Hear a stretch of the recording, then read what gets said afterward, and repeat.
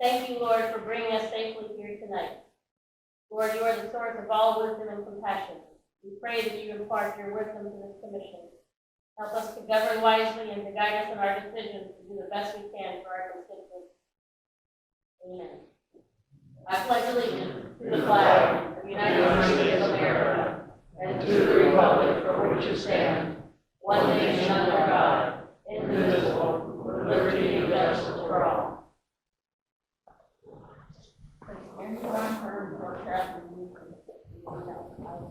He will not be attending tonight.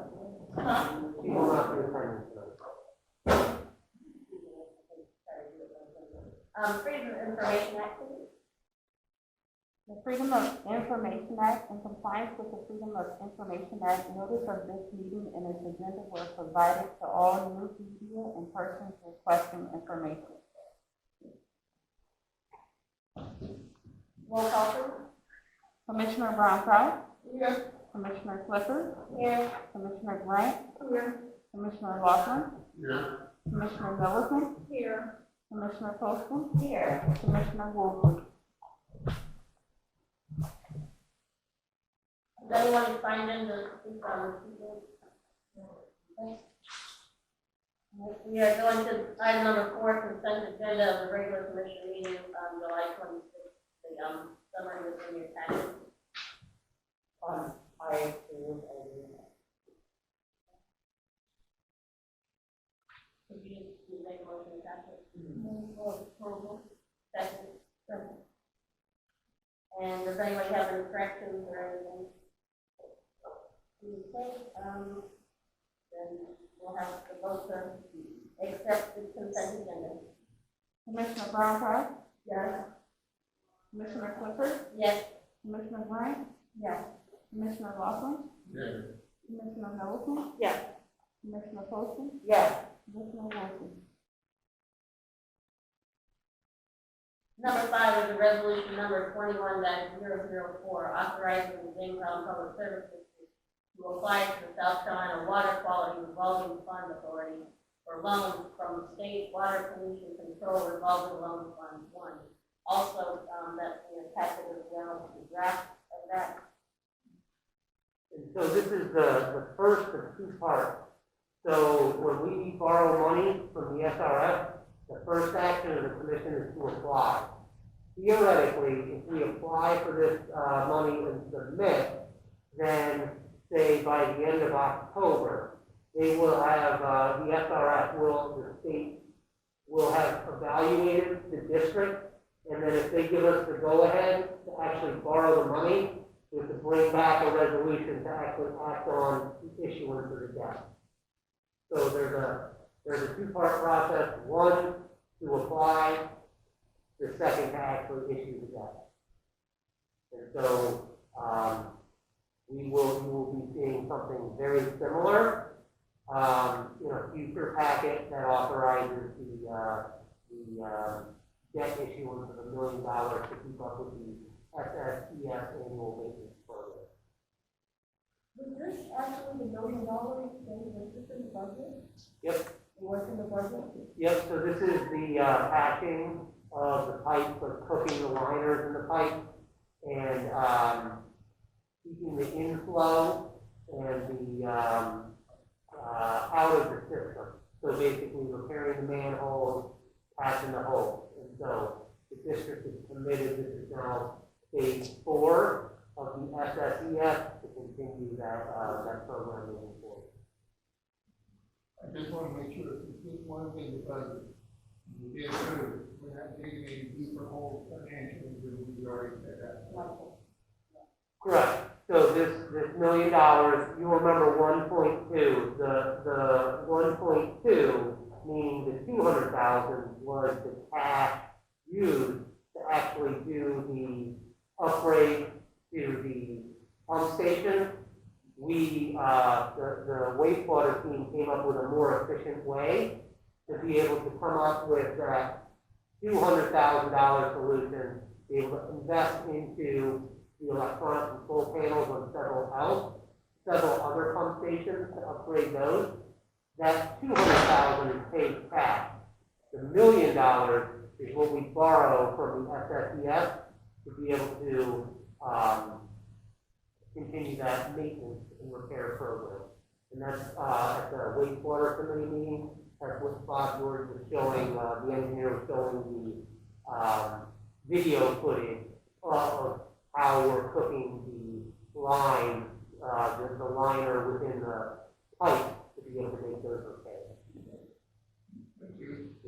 If this pass and we move forward, will the ratepayers receive another increase because of this? No, so the Will Dam study, recommended the 9.5 for fiscal year 22.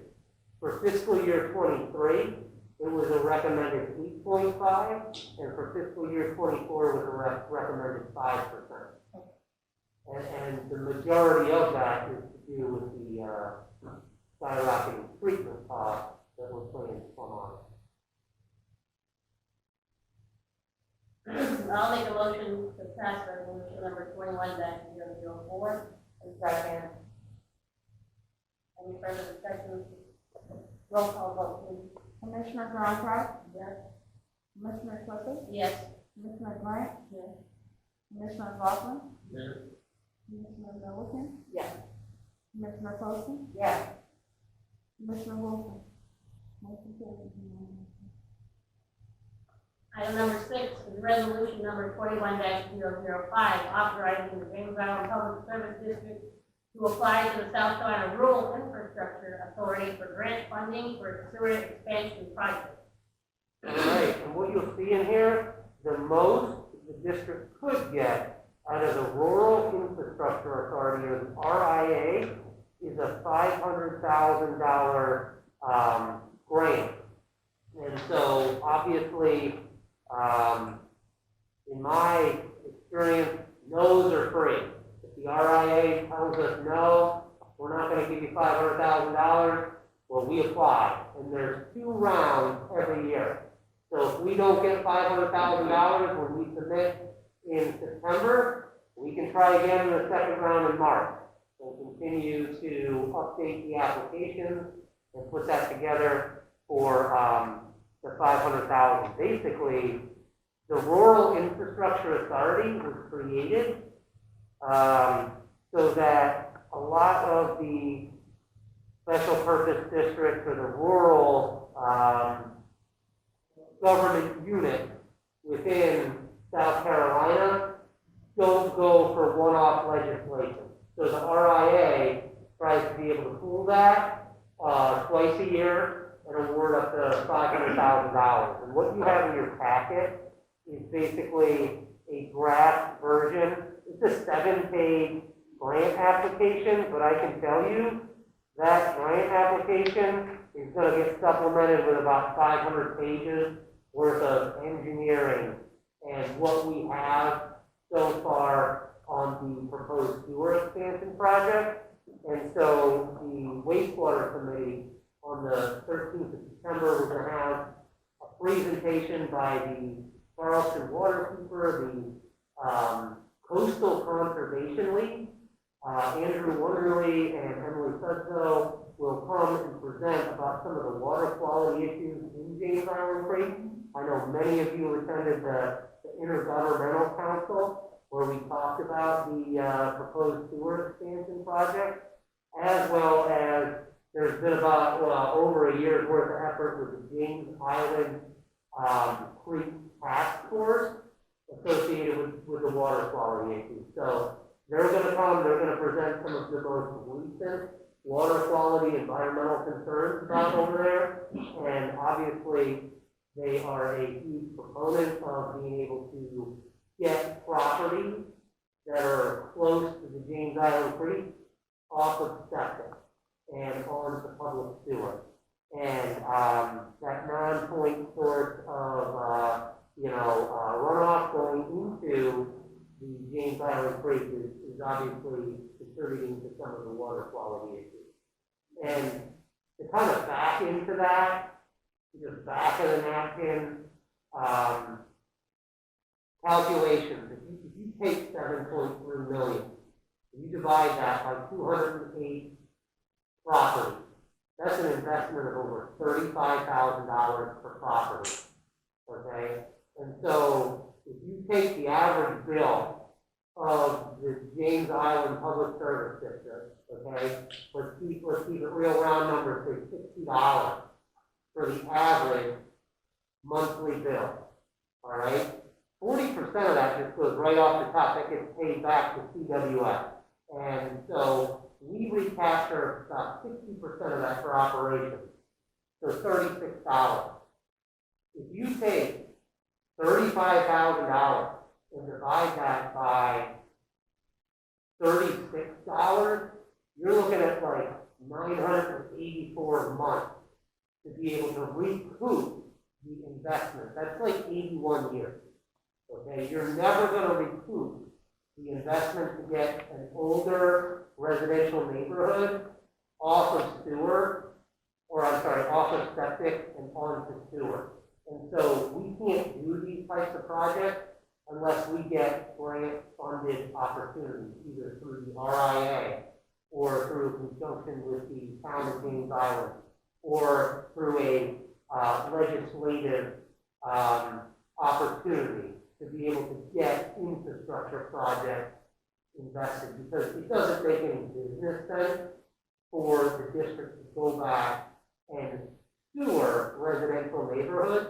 This is a water quality issue. These are environmental concerns, and that's why we need to go after every grant opportunity available to pursue funding so that the residents are not forking over $35,000 a pop to get off of septic and onto public sewer. It's just not economically feasible. Are we having discussion now, or are we doing? No, what he's doing is he's trying to give a preamble about what the resolution is, so that you can hear why we're trying to apply for money that we otherwise wouldn't get unless we try to apply for everything we can possibly get. There's not a motion on the table just yet. As soon as it is, then we're going to open up the discussion about this. So I'm going to go ahead and make the motion to pass resolution 21-005, authorizing James Island Public Service District to apply for the RIA. And now we can go into discussion. Okay. I really appreciate you going out these grant funds. I think it's a great idea. And thankfully, they do have another deadline on March 14th of 2022. But from what I'm seeing here, this is just a draft. It's incomplete. I don't know if you work, personally with the chair on this later and put it through, or if the entire commission, looks at this. So, if I'm wrong on some features, something, please let me know. But, this talks about getting new customer commitments prior to sending this, and this is due in just 2 weeks. I feel sure that we haven't done that from the people that I've talked to who are being targeted for sewer. Many of them have questions, to put it lightly. This also talks about how maps will be attached. As you know, I did ask for a sewer map. You said that you would provide that on September 13th to all of us in wastewater committee. I was able to get one from CWS. So I see that within that James Island Creek basin that is a real environmental concern with the water quality, there are also septic tanks that have been identified in Penny Hill and in that area of James Island, and also in Riley Road. And so, I don't necessarily, and not that my opinion would be the consensus, but we're being very clear about Clark's Point, up on the Hill Road, and Oak Point. I found out today that I believe 20 or 21 of these residences out of the 208 are in the city of Charleston. So, there is that. Many of these homes are high-priced homes on the creek. And again, we understand the environmental concerns. We're going to hear from the nonprofits in September. But I would really like to see us wait until the March 22 deadline, when the General Assembly is going back in September to get with the governor and look at all the funding.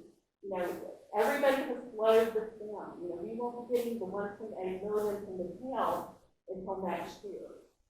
That is for sure, with the General Assembly giving with the governor this fall. So feel that 8.4, the total is 8.2 million, when you look at all the costs, legal and everything else, for 208 homes for sewer. Up on the Hill Road, Oak Point, Clark Point, you know, that is, again, $35,000 per house. This letter that was in our packet, I wanted to ask if this has gone out, No. but I am very concerned about this grinder system. And I personally would not want a grinder system. And so I think we need to slow down, look at this, see what people want, see who's in need, have community meetings. We can apply for this wonderful grant, which will help us in March of next year. That's how I feel. Alex? Actually, I have a comment more than anything. We're looking at some federal requirements here, and I'd be willing to bet within a very short time frame, if we don't start doing something to remediate the condition, we're going to be looking at some potential fines that are going to be coming our direction. We are the ones who are responsible for putting the sewer system into and helping to clean up the situation. We can put in an application, and if we decide we don't want to mess with it right then, we can say, no, we don't want it. The longer we wait on putting in the application, it's not taking the money, it's putting in the application.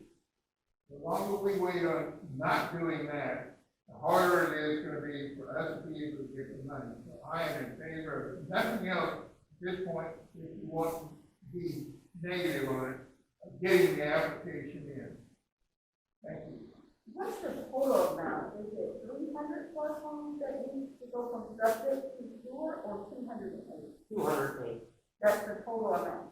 That's the 208 is the number of properties in that.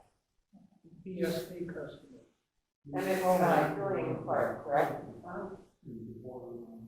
I wanted to mention about, before you talk about grinder, you need to get information and find out about grinders, because, at one time, we did a whole community with grinders, and those people have been very happy. Also, would you, expand upon that, you got to first understand what's going on before you start complaining about don't use it. The grinders are cheaper. People are very, very satisfied. I'm not sure we have anyone doing grinders. Yes, we do. Where that We've is? been using, They're at the Eastfield and Battery Island. yes, How many do we have? Probably around 50.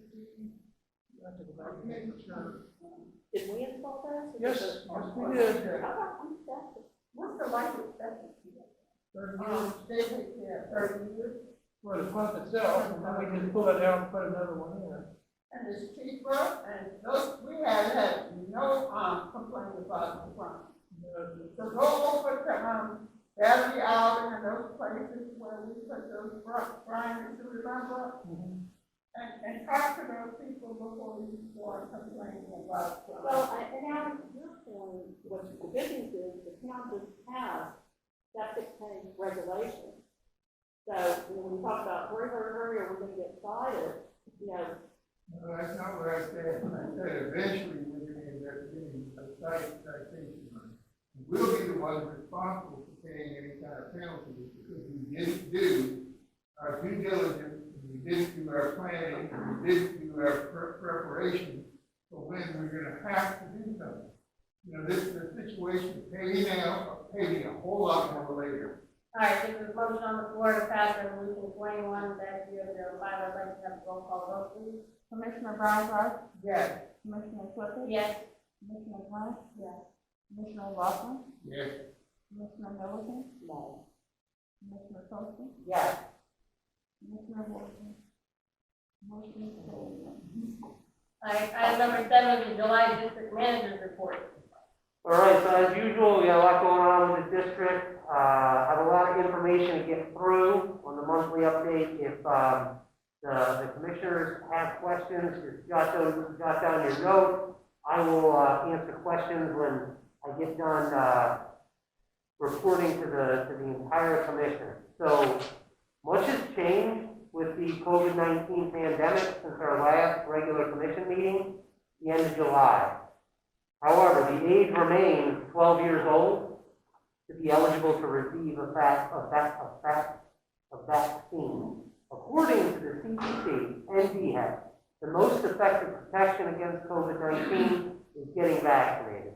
If you've not received a vaccine, please reconsider, and you can use DHEC, www.vacfinder.com, and that's DHECfinder.com. It's the easiest way to find a location nearest you to schedule a vaccination. Also sent the commissioners the all district user emails associated with wearing masks while entering, exiting buildings, and while in common areas. And if social distancing cannot be maintained, regardless of the vaccination status. Other developments on the COVID front, the fire chiefs have been participating in the county's bi-weekly pandemic conference calls. The district has been coordinating with other area SPCs as well as other local units of government. And so please understand that the district will continue to communicate any developments with the pandemic or operational changes that are needed. So we have many upcoming dates over the next few months. The 13th of September, in 2 weeks from tonight, we're going to have the administrative committee meeting at 6:30 here. And then at 7:30 p.m., we're going to be having the wastewater committee meeting. And I have much more information on that to come. We have Saturday, the 18th of September is the next opportunity to participate in Adopt a Highway. We meet at 8 a.m. on the corner of Fort Johnson and Folly Road. Many hands make light work, and I appreciate everybody that comes out to make the island a cleaner place for all the residents. Deputy Fire Chief Engelman scheduled a flu shot clinic for our employees. That's going to be Monday, the 20th of September through Wednesday, the 22nd of September. So, I'm sorry. Can you repeat that? sure, the Deputy Fire Chief Engelman scheduled a flu shot clinic for our employees. So all they have to do is come show their proof of insurance, and they can get a free flu shot on the Monday, the 20th of September through Wednesday, the 22nd of September. So Rite Aid will be there from 11 to 12:30, and all they have to do is bring their insurance card. So thank you for Deputy Chief Engelman for making that happen. Is it required of employees to use this card? It is not mandated. We offer it for free on-site at Signal Point. So if they want to make it real convenient to get it for them. Thank you. The South Carolina Association of Special Purpose Districts, that conference is going to be Wednesday, the 29th of September through the Friday, the 1st of October. I will try to share all the materials that come back with the presentations to the commissioners.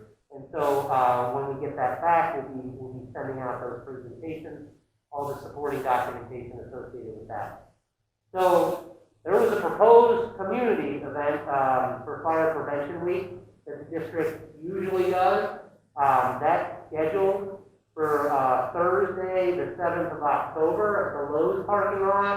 However, Deputy Chief Engelman will be monitoring the situation. Obviously, there have been a lot of communities that have canceled their community events associated with Fire Prevention Week. Fortunately, last year, ours got canceled. It's not looking good, for this year. So as we have more information as far as the official cancellation when that goes out, it would have been the Thursday, the 7th of October. The proposed JITSC Employee Appreciation Event would be held on the 10th of November, 2021 at 1 p.m. at Fire Station Number 1. That's what I gave you a copy of the memo associated with HR Director Klasinski, describing the detail, the cost proposal for the annual employee appreciation event. Obviously, I don't think, this level of detail has really ever been provided to the commissioners before, and due to the pandemic, you know, we didn't have the employee appreciation event last year. It's not looking real good this year. Obviously, we will continue to monitor the situation. And that Wednesday, the 10th of November, would be the Wednesday before Veterans Day. So basically, what that annual employee appreciation event is to recognize the employees that have achieved milestones, 5 years of service with the JIPSC, 10, 15, etc. You know, unfortunately, we may be prevented from doing that again this year. Obviously, we did not have the employee appreciation event last year. If we are allowed to have it, I'm just providing a cost detail as far as what that would entail, and we'll discuss that at the administrative committee meeting 2 weeks from tonight. So right now we have a proposed JIPSC team building event that will be Thursday, the 9th of December. Suppose the pandemic, the numbers go up, and you have to cancel. Do you have any alternatives, to the Well, at that point, I might be doing a recorded message to send out to the employees as far as recognition. But it's obviously not as effective to record yourself and send it out to all users than to recognize the employees for their, you know, dedication and service and their milestones of service. So obviously, it would be preferable if we could do it in person. If we can't, we'll have to do something alternative. We'll have to come up with something else. All right, that's all I want to know. And I apologize, do you think the Thursday, the 9th Is team building, so that would be the team building event, that's a training event. That again would be at fire station number 1 at 1 o'clock. And we will have to make a call by the end of October as to whether we're gonna go forward with that or not. I'm hopeful cases go down and the numbers go down and we can start doing that again. Obviously, it's not looking good. Much more information to come on that. You'll be seeing a packet the 9th of September for the admin committee meeting.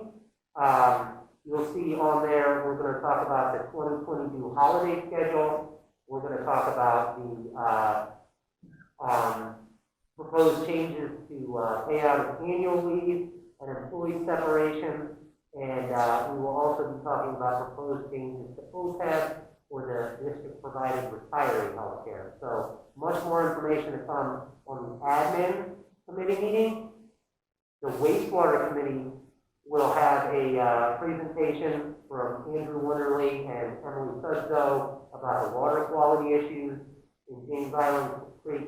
I've invited representatives from the town, the city, the county, the Senate, the House, CWS, and so we to attend the wastewater committee, hear the most recent information as far as the data on the environmental concerns. We will have a lot, the legal team is currently under review for proposed procedural changes associated with the wastewater use and rate ordinance. And so we spoke about rate several months ago when we talked about the impact of the rate increases. This would be the procedural changes.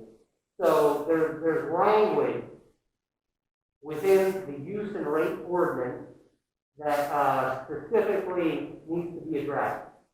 And so there's several changes within there, and we want to propose those to the wastewater committee meeting, at the wastewater committee meeting, as well as new procedures to establish new accounts and putting it out there and having new customers acknowledge the payment policy and fill out applications and a user agreement, acknowledging a user agreement associated with the system.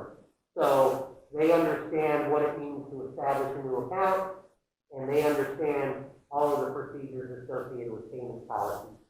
So being transparent, being out there, all those updates, much more to come with that. The district continues preparation with department heads for the upcoming Ways and Means Committee meeting scheduled for Monday, the 18th of October, 2021. And the gold star goes to Walter Desmond. He is the first director to get me all of his capital items and costs for fiscal year 23. So it feels like we just got done with the budget, and that means we start over with the budget. So much more information to come between now and the 18th of October. And both Compass, Bob Damron, as well as Hope Flynn, Lawrence Flynn will be invited to attend that meeting as well.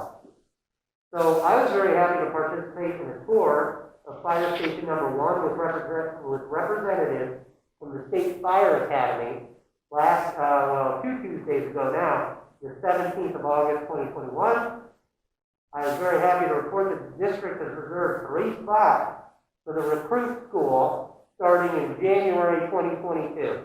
And so these efforts will be coordinated with the fire department. Today, Monday the 30th, they did testing. So we had 4 applicants show up for testing. They completed the written testing, the interview portion, and we should be getting test results back within a week or 2. So we have 6 current firefighter positions open, and we're keeping our fingers crossed that everybody passed the written test, and we will have more information to come on that. But due to the North Charleston Recruit School currently being under renovations as well as the pandemic-related issues, the district's trying to leverage different resources to send 3 recruits to the State Fire Academy. And that's a different process, but that will be recruiting hopefully locals that already live on James Island to be able to send them through recruit school. So as we get closer to January, there'll be much more information to come on that. So the commissioners will notice that there were 2 positions within the district finance department were posted. I'm happy to report that Karen Youngblood has accepted the position of accounting generalist. So Karen started only shortly after I did and has been temping in the accounts payable capacity. In her new role as accounting generalist, Karen will be training to complete payroll duties as well as some backup on customer service duties. I'm also happy to report that Alicia Escobar has accepted the accounting manager position and is scheduled to start with the district on Monday, the 27th of September. So that's meeting night. Alicia brings over 16 years of governmental accounting experience and will be a great addition to the finance department. So in your packet, you will see the updated year-to-date budget versus actual in the district manager report. And based on a suggestion from Commissioner Laughlin, we carried the column headers onto each of the top of each page there. So you will see your 1-page summary as far as the year-to-date budget versus actual. So this sheet right here shows a fund and a departmental overview of 1 month through the end of July that we're reporting to you in August. And so what you'll see on there, total general fund revenue is really low. We're only at $348,000 that we collected. Now, there's a lot of timing issues with revenue, okay? When property tax bills go out in the fall, we don't really start seeing that revenue for property taxes until December, January, February. Those are our heavy collection months. So you're not going to see a whole lot of general fund revenue until, say, halfway throughout the fiscal year. At the same time, when those bills come out for property taxes, we got to go chase down Follow Beach. We got to go chase down the city, right, and make sure we're getting what we're supposed to be getting on property taxes.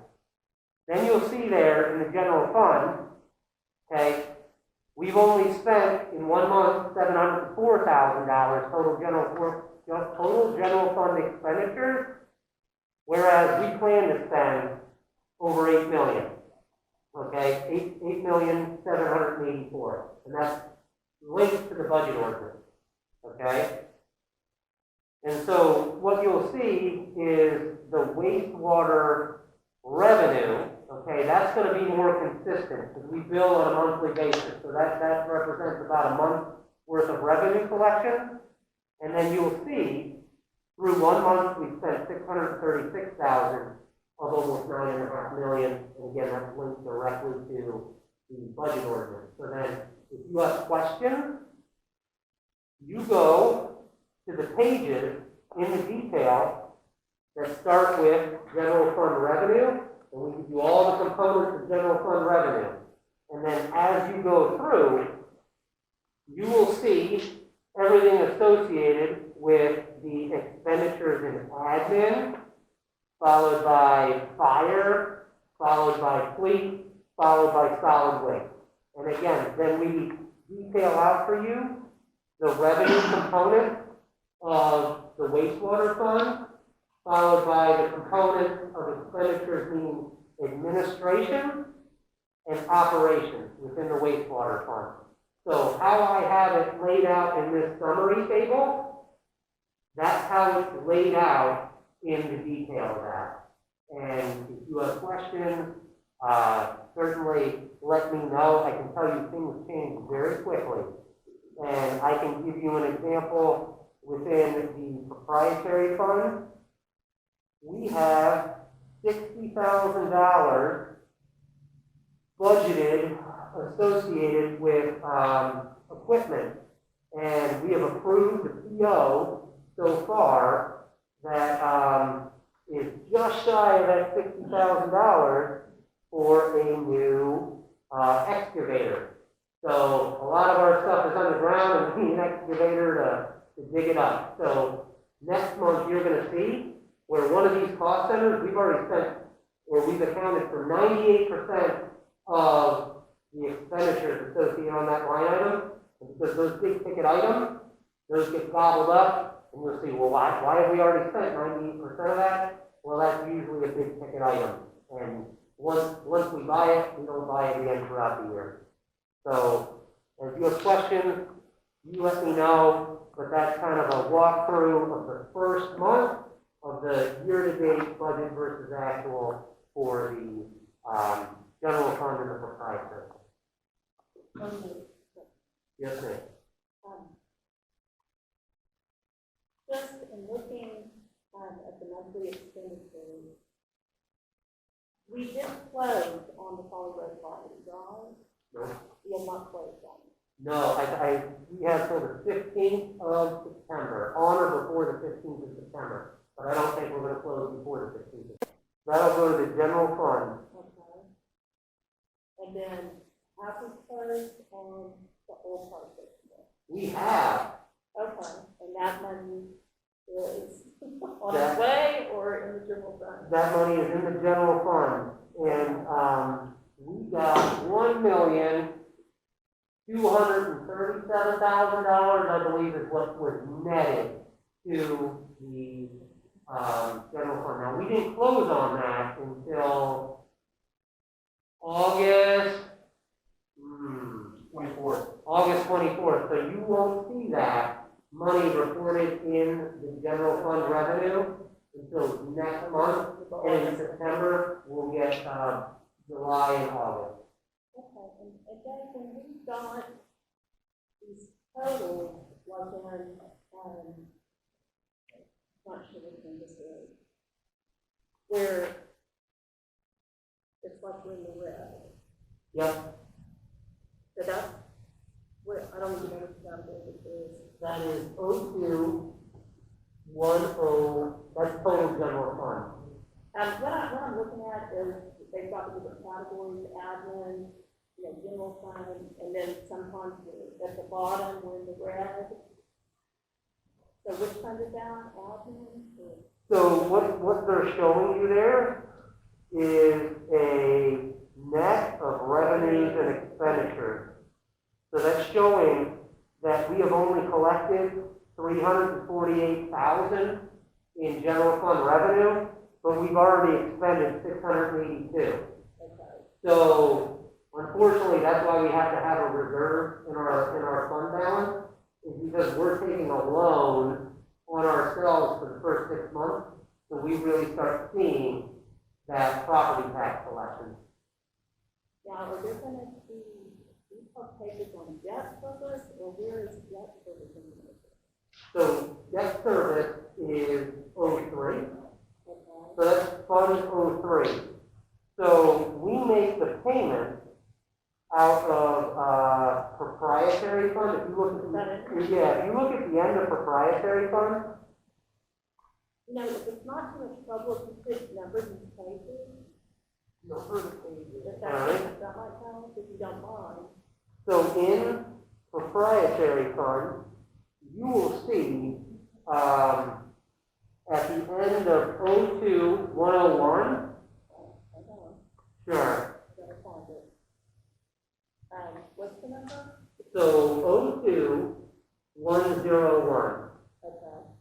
And so you will see on that page, right, for the budget, we have 1,663,000. Now you look above that, and you see all of those debt service specific payments that are still on the book. These go back a long way, like 02, 101, 53807 is DS 2010 Shooter Road. We're still making payments from a project in 2010 on Shooter Road. So you don't, where do they store? They just mixed in? So if you look at anything in there, Dave, okay, could you give her a tutorial later, because we still have an executive session to get to? I'd love to meet you this That's later. fine. I can see it. Thanks. All right, committee and James Brown Public Service District Representative reports, there are none. In our packet, there is a correspondence with James Brown Public Service District, South Carolina Outlook revised to stable from negative because of the recent rate adjustment, which is very, very important and very, very good, because that increases our ability to borrow money to do the project that needs to be taken care of when we're running around trying to collect the money that's already due to us. So congratulations to everybody that did that. I mentioned that when we have grant is free money, so it does not hurt to apply. So I mean, to put it off, it doesn't make It's sense. an That- incomplete Can I application. finish? You brought it up, you're out of order, Grant bring it up is again. free money, and it's It's out an to incomplete residents. application. So let's, before we just start complaining about things, let us get the correct information.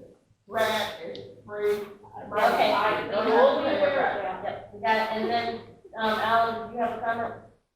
I was just saying that it's all of the numbers and everything, and also the reason their interest rate on the loan Yeah. you actually get because of this. Absolutely. So what fund will the $500,000 go into when we get it? 500,000 for The grant, for students. that would go to the proprietary That's fund. what I thought. Okay, is there oversight on? Okay, the correspondence from newspapers, we are on the item number 10. Did anybody sign up for the second part of the meeting? All right, and I make a motion, we go into executive session. I've got one more question. There's a motion on the floor. Who's second? Well, Inez and I, as usually do, but at the same time, so you two, Inez or I, whichever. You go second. You also need to say what you're going in executive session for. Oh, sorry, we're going into executive session to discuss a personnel matter and proposed sale of tax map sheet number 425-120-00185 and 425-120-0029.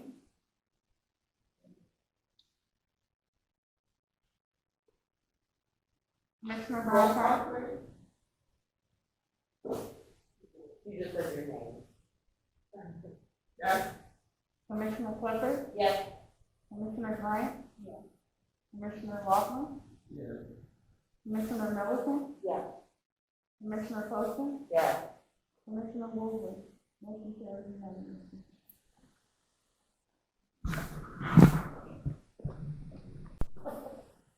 We have to move, come back. Yeah.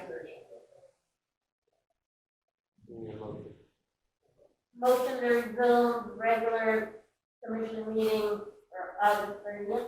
Second.